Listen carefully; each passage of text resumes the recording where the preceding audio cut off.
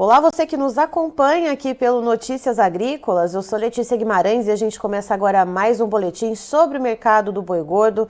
Vamos ver como que estão as negociações nesta terça-feira, dia 23 de maio. Quem está aqui com a gente hoje é o Geraldo Isoldi, que é analista de commodities da Levante Inside Corp e vai trazer um pouquinho para a gente, então, o que a gente está vendo na B3, o que se vê no mercado físico brasileiro. Seja muito bem-vindo, Geraldo. Oi, Letícia, tudo bem? Obrigado. Geraldo, vamos lá. Ontem a gente viu a B3 dando algum sinal de recuperação, algo muito pontual, né? Cotações ali na hora do almoço, né? Por volta de 11h30, mais ou menos como a gente está agora, né? Os contratos ali subindo 1 e pouquinho por cento. Hoje a gente vê também algumas altas pontuais nos contratos. O que está acontecendo? Qual que é essa movimentação que o mercado futuro está vendo? Vamos lá, Letícia. Pois é, acho que a gente teve um começo de semana aí, há como muito tempo não se via aí no mercado nos futuros de boi, né? Depois de uma semana bem pesada, semana passada, se a gente for contar aí as perdas na semana aí, entre todos os vencimentos, perdemos aí coisa de 11 até R$ 26, dependendo do vencimento, na semana passada. E abrimos essa semana, para a sessão de ontem, com uma recuperação muito boa, os vencimentos aí recuperando aí até R$ 7, 4,75 aí para o primeiro vencimento, que é o maio, e com uma continuidade na alta na sessão de hoje. O vencimento maio, por exemplo, nesse momento, ele é negociado a 261,80. Ele ganha aí entre ontem e hoje 10,95 arroba, já compensando quase a totalidade das perdas da semana passada, que foi de 11,40. Os outros vencimentos, vamos pegar aí o outubro como referência, uh, também se recuperam, não no mesmo nível, porque eles caíram mais também, né? Outubro, que na semana passada perdeu aí quase R$ 27, nesse momento, entre a sessão de ontem e hoje, recupera aí 12,25, né? Uh, Semana passada tivemos um movimento bem típico de mercado na Bolsa. Então, apesar das cotações no mercado físico, elas ficarem aí meio que lateralizadas, né, em torno aí de R$ 260 aí para o boi China no estado de São Paulo. O mercado futuro ele teve um movimento muito mais intenso, né? A gente observou nas últimas sessões da semana passada, se a gente pegar aí por número de contratos negociados, um número de contratos negociados aí a partir de quarta-feira muito maior do que o normal. Então, aqui na B3 aí a gente considera aí nos últimos tempos aí um número de 3 mil contratos negociados é bom, né? Mas na quarta, quinta-feira, tivemos aí até 8, 9 mil contratos negociados, que foi resultado aí principalmente de uma movimentação de troca de posições aí entre os participantes. Então, se a gente pegar aí o relatório de comitentes que é divulgado pela B3 toda quinta-feira, se a gente pegar o de quinta-feira passada, a gente vai ver aí uma inversão na pessoa jurídica não financeira, que estava comprada em 2.262 contratos e virou vendida em 1.364 contratos. Isso no período de uma semana, né? Quinta-feira da semana anterior contra quinta-feira da semana passada. Essa pessoa física, essa pessoa jurídica não financeira, como diz o próprio nome, ela é a pessoa jurídica que não presta serviços financeiros, e é uma pessoa importante por quê? Porque ela envolve aí os frigoríficos, né? Inclui aí os frigoríficos. Isso não quer dizer que a posição dos frigoríficos aí tenha se invertido ou que seja só frigorífico, mas é o dado que a gente tem, é um norte, né? E isso vai apontando para que situação, Geraldo? Porque a gente vê ainda aqui no mercado físico uma questão de oferta ainda que se sobrepõe à demanda. Então, essa mudança no mercado futuro, né? O que que se vislumbra esse pessoal que está aí fazendo essa troca de posições? O que que se enxerga aí nessa movimentação mais financeira? A situação, na realidade, ela não mudou muito, né? A gente continua aí com uma oferta muito grande. Os números de exportação, conforme a gente vem conversando aí já faz umas 2 semanas, eles têm confirmado a melhora para níveis aí do ano passado, mas a oferta continua muito grande. Então, quer dizer, essa alta do mercado, na realidade, que a gente está presenciando ontem e hoje, nos futuros, na realidade, ela meio que está fazendo uma correção. Desculpa, ela meio que é uma correção. Mercado, vamos lá, o mercado errou, talvez errou a mão na queda na semana passada, passou do ponto, né? E agora a gente está tendo uma correção para níveis aí mais próximos da realidade. O, mais perto do físico, né? Principalmente o boi maio aí, está sendo negociado agora 2.135. E os vencimentos posteriores, eles continuam aí a níveis bem mais baixos, né? Mas ainda mais realistas do que nas semanas anteriores. E já prevendo aí uma oferta maior aí nos próximos meses. Certo. E aqui no mercado físico, o que que a gente está vendo, né? A gente tem a referência São Paulo, em torno de R$ 260. Ainda estamos sem o ágio, né, entre o boi aqui mercado interno e o boi China. E o que que a gente vê de preços em outros estados, Geraldo? Eu vi muito negócio aqui no estado de São Paulo, aí coisa de R$ 260, né? Ah, não vi muito negócio padrão mercado interno hoje, tá? E realmente, assim, muito negócio saindo no mesmo preço, tanto para o boi China quanto para o mercado interno. E para os demais estados, o que a gente tem visto aqui, vamos lá, tanto ontem quanto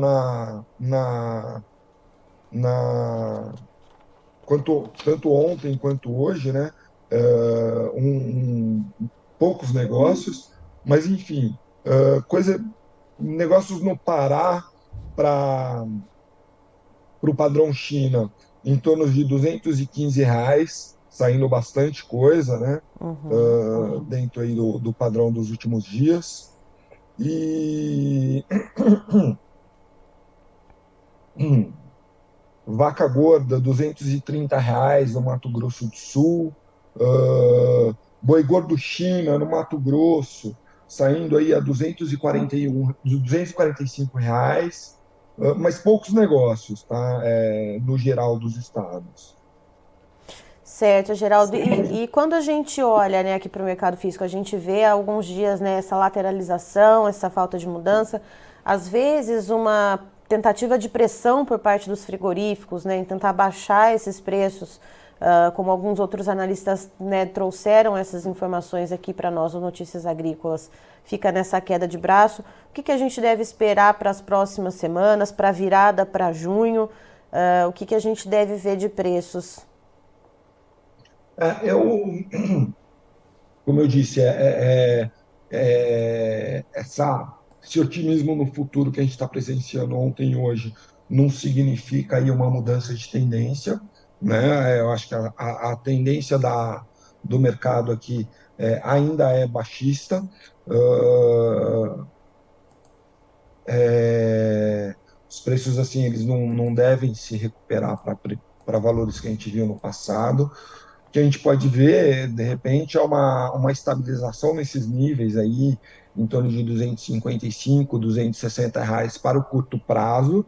Uh, é o que você falou, agora começa uma queda de braço entre pecuaristas e frigoríficos, né? Então, frigorífico tentando barganhar e se aproveitando da oferta abundante, tentando barganhar os melhores preços. Do lado do pecuarista, pecuarista muito pecuarista com possibilidade de segurar boi no pasto ainda, né? O clima tem permitido um pasto melhor aí se comparado a essa época do ano aí em outros anos.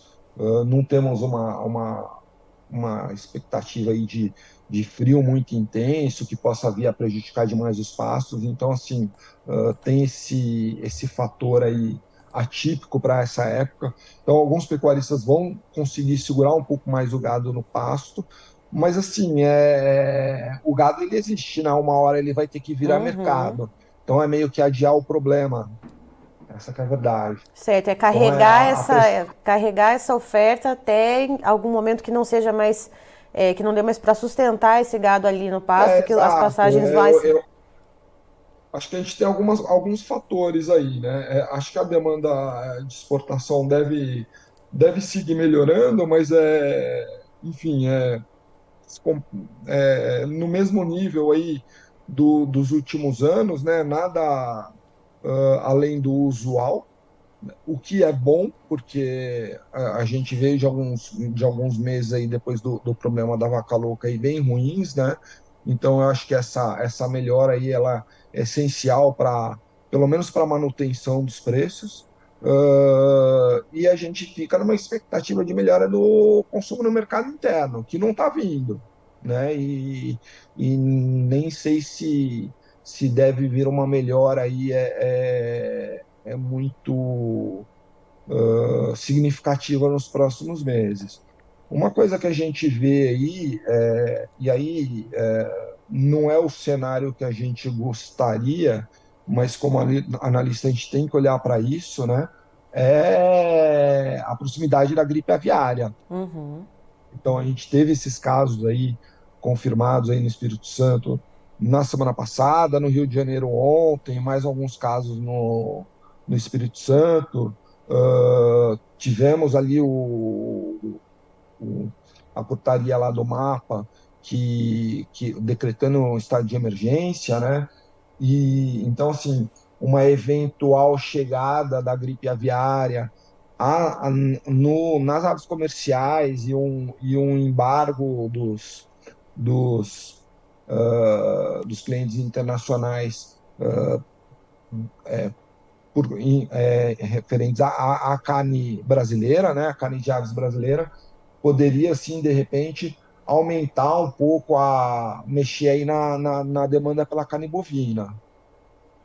Certo. Geraldo, e essa mexida, né, nessa questão da carne bovina, em caso de gripe aviária aqui no mercado interno, ela poderia mexer para baixo ou para cima? Porque se aí a gente deixa de exportar tanto a carne de frango, se houver casos em granjas comerciais, o que a gente não tem ainda confirmado, para quem está nos assistindo, os casos de influenza aviária estão restritos nesse momento a aves silvestres. Teríamos uma sobreoferta de carne de frango aqui no mercado interno, então qual seria então esse vaso comunicante com a carne bovina aqui para nós? Lembra que o país ele ainda é considerado como área livre da doença, né? Mas assim, num eventual problema desses, tem toda a razão. Agora,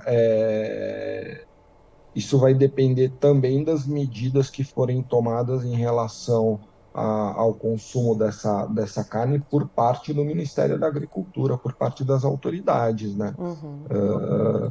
E por parte do próprio público, porque mesmo que você não tenha geralmente o que se faz nesses casos, né, é que essas aves elas são sacrificadas, elas não vêm a mercado. E então, enfim, mas assim, que hipoteticamente que não haja nenhum tipo de proibição ou qualquer outra coisa do tipo em relação à comercialização dessas carnes internamente, o próprio consumidor ele fica com o pé atrás, né?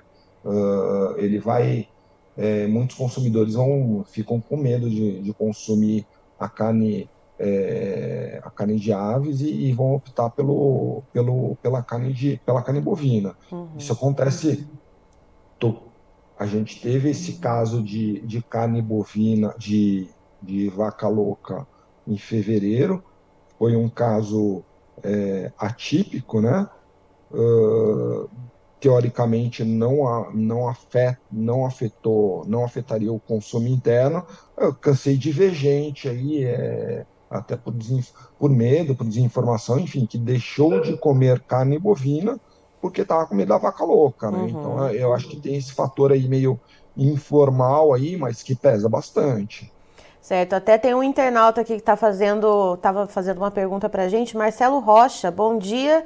O que pode acontecer com o mercado do boi com a gripe aviária? Aumenta a demanda pela carne bovina e o excesso da carne de frango? Bom, tá aí, Marcelo, a pergunta respondida pelo Geraldo.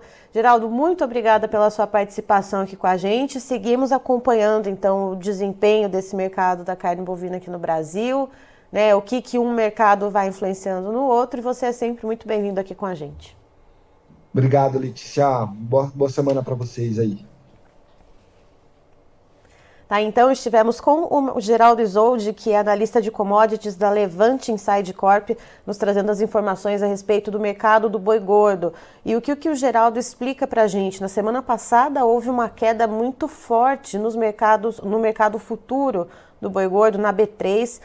As cotações cederam na semana entre 4 a 10%, dependendo do vencimento. E isso aí, se a gente converter em valores, ficaria então entre R$ 4,75 a R$ 7,00 a queda no valor da arroba no mercado futuro. E agora o que a gente vê é uma inversão, a gente vê então esse ajuste técnico. Segundo o Geraldo, houve uma pesada de mão na semana passada nessas quedas e agora a gente vê essa recuperação. No caso do mês de maio, por exemplo, o vencimento em relação à semana passada, hoje a gente vê então uma recuperação de cerca de R$ 10,95 na arroba, praticamente recuperando tudo que perdeu na semana passada. No contrato outubro, que perdeu em torno de R$ 27,00 na semana passada, o Geraldo ele fala que tem uma recuperação agora, nesse momento, mais ou menos de R$ 12,25 no preço da arroba. Então a gente está vendo esses mercados se ajustarem, mas são puramente técnicos, já que o mercado físico segue lateralizado, não se vê aí muita diferença nas negociações, a oferta ainda segue regendo, portanto, essa pressão mais baixista nos preços. Referência aqui para o estado de São Paulo segue em R$ 260,00 arroba, sem ágio para o boi China, ou com uma diferença muito pequena. O Geraldo ele conta de um negócio apenas nessa terça-feira, na casa dos R$ 255,00 arroba, mas segue essa toada de lateralização de mercado. O físico, então, pecuaristas nesta queda de braço com os frigoríficos, já que algumas passagens ainda vêm dando suporte para manter esse gado, então, longe, né, do abate, mas em algum momento esse gado vai ter que sair, ou seja, segundo o Geraldo, vamos então empurrando esse problema um pouco para frente, né? A gente ainda vai ver esses efeitos da oferta. Christian, por gentileza, os preços na tela. Vamos lá então, as cotações da B3, a Bolsa Brasileira para o mercado do boi gordo. Contrato de maio, a gente vê então essa alta de 2,67%, chegando a R$ 261,80 a arroba. O junho subindo um pouquinho mais, 3,44%, atingindo R$ 254,25. O julho tem uma alta de 2,67%, alcançando R$ 255,35. O agosto, uma tímida redução de 0,16%, com a arroba valendo R$ 247,50. E a referência para o estado de São Paulo, segundo o CPEA, tem uma queda muito tímida, praticamente uma estabilidade de 0,02%, com a arroba bovina cotada em R$ 263,55. Eu encerro por aqui, já tem mais informações para você. Fique ligado!